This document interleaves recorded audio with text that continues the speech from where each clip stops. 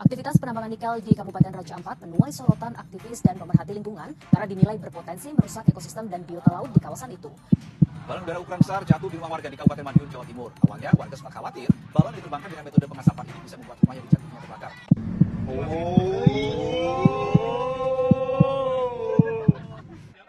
Apakah teman-teman sadar kalau isu yang kita anggap penting selama ini adalah hal yang telah diatur oleh media massa tanpa kita sadari? Hal yang kita saksikan dari pemberitaan setiap harinya sudah mengontrol pikiran kita untuk patuh pada agenda media. Penjelasannya ada dalam agenda setting teori. Berikut penjelasannya. Teori agenda setting berasumsi bahwa media mungkin tidak memberitahu kita apa yang harus dipikirkan, tetapi media memberitahu kita tentang apa kita harus berpikir. Singkatnya, media tidak memberitahu audiens apa yang harus dipikirkan tentang masalah tertentu, tetapi memberitahu audiens masalah mana yang penting untuk dibicarakan. Nah, teman-teman, teori ini dikembangkan oleh McCombs dan Donald Shaw di tahun 1972 berdasarkan studi mereka tentang peran media dalam pemilihan presiden tahun 1968. Mereka melihat korelasi antara perhatian pemilih dengan pemberitaan media, di mana apa yang diberitakan oleh media juga dianggap penting bagi para pemilih. Berdasarkan studinya ini, Dominic dalam buku Dynamic of Mass Communication tahun 2013 menyatakan bahwa media memiliki kemampuan untuk menonjolkan isu atau topik tertentu dan menyebabkan publik melihat isu tersebut sebagai hal yang juga penting. Lihat ya bagaimana powerfulnya media menurut teori ini.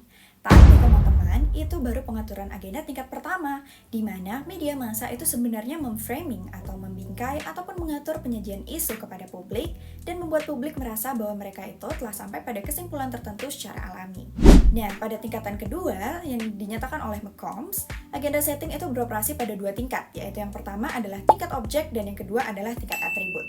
Gampangnya, selain mempengaruhi publik mengenai isu apa yang dianggap penting di tingkat objeknya, media itu juga mempengaruhi publik untuk memikirkan aspek tertentu ataupun atribut-atribut dari isu tersebut.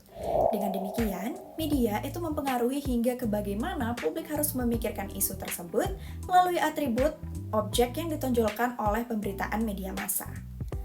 Selain dipengaruhi oleh realitas tempat kita hidup sehari-hari, persepsi audiens dipengaruhi juga oleh agenda media, agenda publik, dan juga agenda pemerintah. Media sebagai gatekeepers menyaring isu-isu apa yang akan diliput dari realitas, lantas media melalui framing menyusun bagaimana berita akan disajikan kepada audiens. Dari agenda media akan mempengaruhi agenda publik. Jadi, masyarakat akan mulai membicarakan hal yang disajikan media untuk kemudian akan mempengaruhi lagi kepada agenda pemerintah. Para politisi akan mencoba mencari tahu apa yang sedang ramai di masyarakat dan apa yang masyarakat inginkan. Siklus ini akan kembali ke media agenda karena media akan meliput perkembangan terbaru dari publik ataupun pemerintah. Sehingga baik media agenda, publik agenda, maupun pemerintah itu dapat saling mempengaruhi. Media agenda, because the policy will create news stories that the media will cover, and that'll influence how they cover their stories. And the media agenda can also influence policy agenda and back and forth. Now, the real question here, though, is where's the audience in all of this? The audience, remember, is us. We're the ones who are consuming the media, watching the media, and commentating on it. Well, we're below all of this.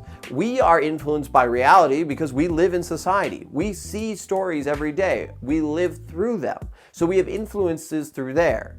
But we're also then influenced through policy agenda, the public agenda, and the media agenda. So we are getting information from both aspects. And this is where then we start to have our own conversations and opinions. But a lot of this has already been dictated. Not necessarily what we think about it, but the content that we're discussing.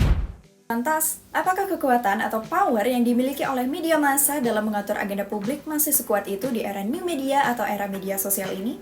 Apakah teori ini masih relevan untuk digunakan? Tuliskan opinimu di komentar dan sampai jumpa di episode berikutnya.